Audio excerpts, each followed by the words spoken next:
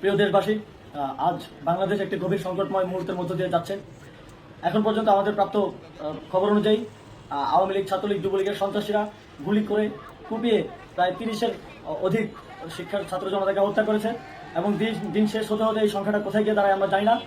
এরই প্রেক্ষিতে আমরা একটি সিদ্ধান্ত নিয়েছি। আমাদের একটি জরুরি সিদ্ধান্ত মোতাবেক আমাদের যে 6 তারিখের যে লং মার্চ টু ঢাকা কর্মসূচি ছিল সেটাকে আমরা একদিন এগিয়ে নিয়ে এসেছি, অর্থাৎ আগামীকাল 5ই অগাস্ট সারা দেশের মুক্তিকামী জনতাকে ঢাকার উদ্দেশ্যে রওনা হওয়ার জন্য আমরা আহ্বান জানাচ্ছি।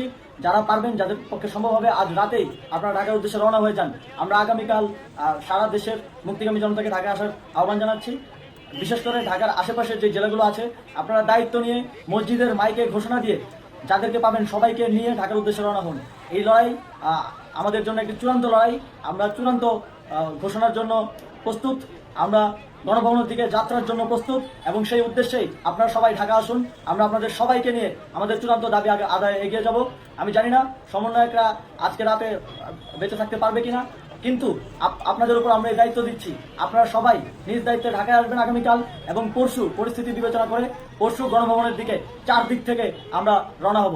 আমরা খুব আতঙ্কের সাথে লক্ষ্য করছি যে ছাত্রলীগ, যুবলীগ এবং আওয়ামী লীগের গুন্ডারা পুলিশের অস্ত্র দিয়ে পর্যন্ত সাধারণ জনগণের উপর হামলা করছে। কিন্তু একটি সুখের খবর হচ্ছে, সারা দেশের বিভিন্ন স্থানে সেনাবাহিনী ছাত্র জনতার পক্ষে দাঁড়িয়েছে। আবার কিছু কিছু জায়গায় যেমন মিরপুর ও মোহাম্মদপুরে সেনাবাহিনী ছাত্র জনতার বিপক্ষে দাঁড়িয়ে গুলি চালাচ্ছে।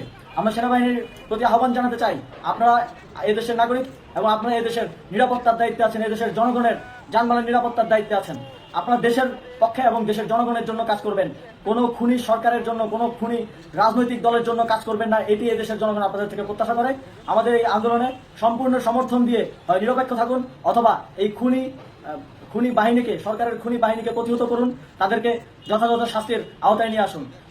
যেই কারফিউ সরকারের পক্ষ থেকে ঘোষণা করা হয়েছে, আমরা স্পষ্টভাবে বলতে চাই, সেনাবাহিনী এই ধরনের কোনো কারফিউ বাস্তবায়নের জন্য মাঠে না নামে। যদি মাঠে নামে তাহলে সেনাবাহিনী স্পষ্টভাবে অফিসিয়ালি জনতার বিরুদ্ধে দাঁড়াবে। আমরা চাই না সরকারের এই ষড়যন্ত্রে সেনাবাহিনী পা দিক।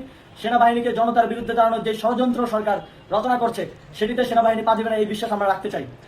আওয়ামী লীগ আজ সারা দেশে তাদের খুনি বাহিনীকে নামিয়ে দিয়েও ছাত্র জনতার প্রতিরোধের মুখে টিকতে পারেনি। রাজপথের পরাজিত শক্তি হিসেবে তারা সেনাবাহিনী সহ অন্যান্য বাহিনীকে আমাদের বিরুদ্ধে কাজে লাগানোর চেষ্টা করছে। এই চেষ্টাকে, এই ষড়যন্ত্রকে ব্যর্থ করতে হবে এবং আগামীকাল সারা দেশে মসজিদে মসজিদে ঘোষণা দিয়ে ঢাকার উদ্দেশ্যে আপনারা রওনা হন। প্রত্যেকটি পরিবার থেকে অন্ততপক্ষে একজনকে ঢাকার উদ্দেশ্যে রওনা করে দিন, এই ইতিহাসের সাক্ষী হতে, একটি নতুন বাংলাদেশের অভ্যুদয় ঘটানোর একজন কর্মী হতে। ধন্যবাদ সকলকে। দেশের রাজনৈতিক আপডেট তথ্য পেতে চ্যানেলটি সাবস্ক্রাইব করবেন এবং ভিডিওটি ভালো লাগলে একটি লাইক দিয়ে আপনার মূল্যবান মতামত জানাতে ভুলবেন না।